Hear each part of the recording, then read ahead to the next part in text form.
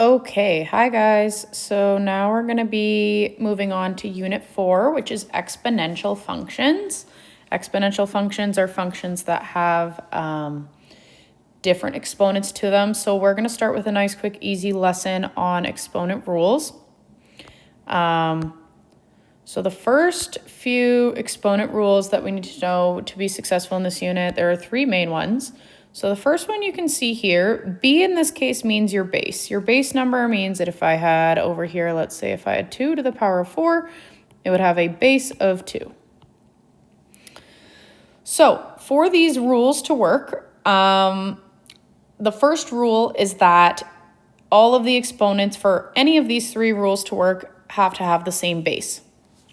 So if they have a different base, it's not going to work. So for this example, the base for both of these is b, so therefore the rule will work. So the first rule here is known as the product rule.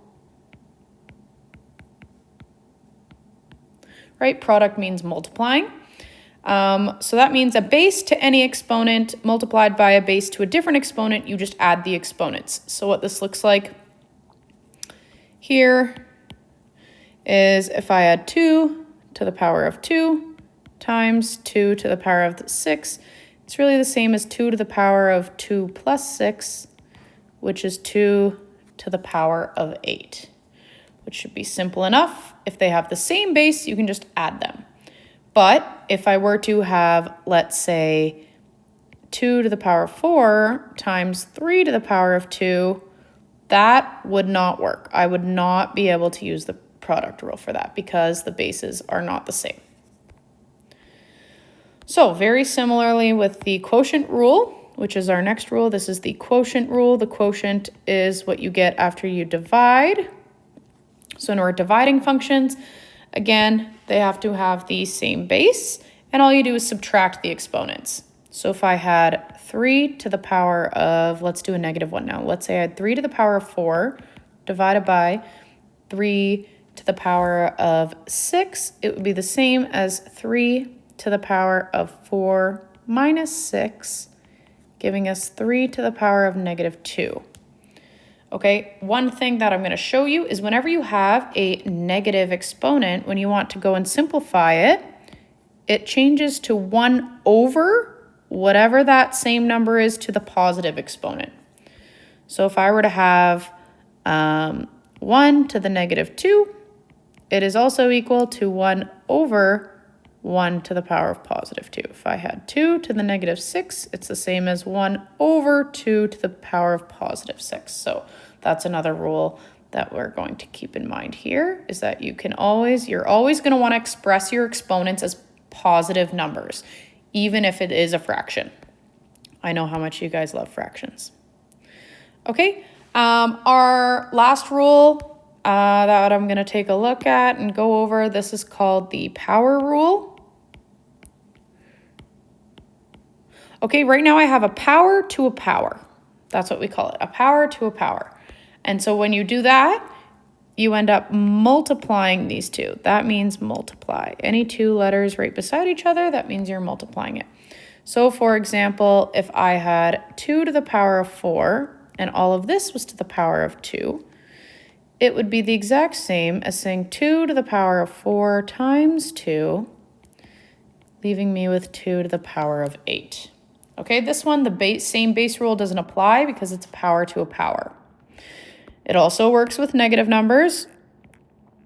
Another example, I could do 3 to the power of -2 to the power of, 4. We'll reverse it.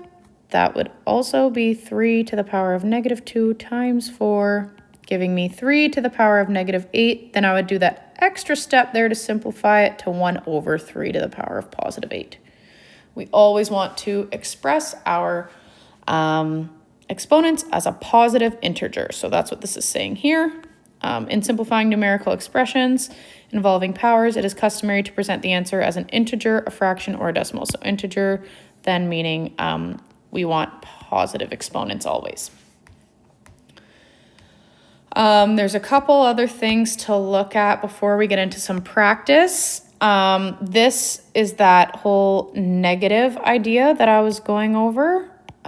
So over here, this is the same thing where your base cannot be 0, obviously, because your 0 can never be your denominator in a fraction. If you try putting that into your calculator, you're going to get error, or it'll say undefined. So for example, if I just had 2 to the power of negative 3, I'm going to express it as 1 over 2 to the positive 3. Now, we are going to talk about a base that's a fraction. So this whole thing here, actually I'm going to use a different color. This whole thing here is still my base. So my base is A over B. A over B is my base. So whenever I have a base that's a fraction, okay, obviously it's to a negative exponent. So I could write it as 1 over A over B to the power of n. Instead, whenever you get into the 1 over, you just are going to flip the spot of your numerator and denominator, and now you have a positive exponent. So I'll show you an example of that. So let's just say if I have 2 divided by 3, and let's say this is all to the power of negative 4. The first thing I'm going to do, all I'm going to do is switch the spot of these two. So now I'm going to have 3 over 2, and now it's to a positive exponent. All you do is flip the spots, and now the exponent is positive. One last thing, any number to the power of 0 is 1. If you want to test this, you can pull out your calculator. 2 to the power of 0 is 1. 3 to the power of 0 is 1. Negative 4 to the power of 0 is 1. Any number to the power of 0 equals 1, other than 0. Your base can never be 0 for your exponential functions. So I'm going to go over a couple practice ones with you, and then I'm going to get you to do a couple practice. So this first one here, nice and simple. We have 5 to the power of negative 4. So obviously the issue here is that our exponent is negative. So what I'm going to do is I'm going to switch it to 1 over 5 to the power of positive 4. And now I'm done. Obviously, I could go on to get the number. I don't have my calculator on with me, but that would also be an acceptable answer. You do not always have to leave your answer as a number. Here, I have negative 1 over 10 to the power of negative 3. So I have an issue here. I have a fraction as a base, and it's negative, and I have a negative exponent. So the first thing I'm going to do is get rid of that negative exponent. So nothing is changing with my base. I'm going to do negative 10 over 1. Remember, you flip the spot of the numerator and the denominator, and now it's to a positive exponent, right? Obviously, I can simplify that to negative 10 to the power of 3, because anything divided by 1 is itself. And then if I were to plug this into my calculator, my answer would be negative 1,000. Next example, I haven't shown you what to do with this yet, but if you have a negative exponent on the bottom, the same rules apply. You're going to switch the spot of these, and then the exponent is going to turn positive. So I'm going to have 2 over 1, flipping the numerator and denominator, except now this is going to be to the power of positive 4, and I can just simplify that to 2 to the power of 4. Last example. So the difference between B and D, I want you to pay attention, is where the negative sign is. So if the negative sign is inside of the bracket, we're going to do it the same way that we did for question B. But if your negative is outside of the bracket, we're actually going to leave that negative out there until the very end. So the first thing I'm going to worry about is switching the spots of my 6 and 5, since I have a negative exponent, and I'm going to get rid of that. So I'm going to keep that negative out there. That's not going to change. Now I'm going to have 5 over 6. And now I have this to the power of positive 3. Okay, and whenever you have an exponent, it's the same thing as having 5 to the power of 3 over 6 to the power of 3. So this exponent up here applies to your numerator and your denominator. We did look at a few questions like that in our last unit. So if I use my calculator, that would give me negative 125 over 216 as my answer. Okay, now I want you to pause this video and I want you to take a second and I want you to try to answer A, B, and C on your own. And I want you to figure out which rule you're using for each. So if you're using the product rule, the quotient rule, the power rule, so just write on top of it which rule you're using, pause the video now, give them a few minutes, and let's solve this on your own. Now that you've had enough time to try these out on your own, I'm going to take these up. So the first one, we have negative 10 to the power of 8 times negative 10 to the power of negative 8. So what we end up using here is our product rule. Okay, where we have negative 10 to the power of 8. So this is going to be the same as negative 10 because we have the same base. And it's going to be 8 plus negative 8. Obviously, this just ends up being negative 10 to the power of 0. And then the special rule when we have a power to the 0, doesn't matter if it's negative or positive, our answer is always 1. Anything to the power of 0 is 1. So give yourselves a big check mark if you got that right. The second question, we are using the product rule again, right? By that multiplication sign there, we have the same base. So it's the same as saying 6 to the power of negative 7 plus 5. We end up with 6 to the power of negative 2. If you stop there, you are halfway done. You have to express all your answers with positive exponents. So then you have to go 1 over 6 to the power of 2, which is 1 over 36. Okay, so you have to get yourself all the way to this last step for full marks here. Our third rule, we are dividing, so we are using our quotient rule.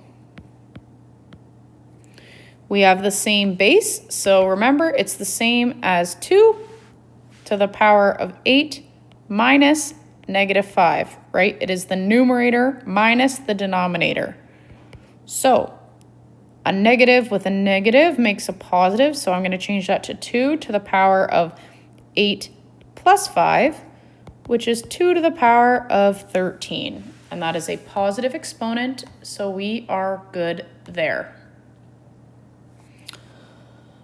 I'm going to do another little example here with you, just because I want to keep this video nice and short. Let's do B, where we have a few different things going on here. So the same rules apply even if I have two different bases. So it's almost like I can group this together and I can group this together.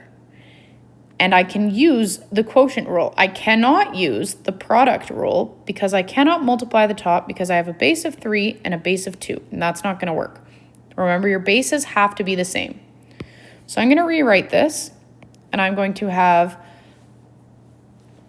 we're going to start with the left group, the group that has 3 as our base. So I'm going to have 3, and it's going to be to the power of negative 2 minus negative 1 times, it's still multiplied. Now I'm going to have 2 to the power of negative 3 minus negative 2. Okay, I'm going to simplify this. So it's going to be 3 to the power of negative 2 plus 1 times 2 to the power of negative 3 plus 2.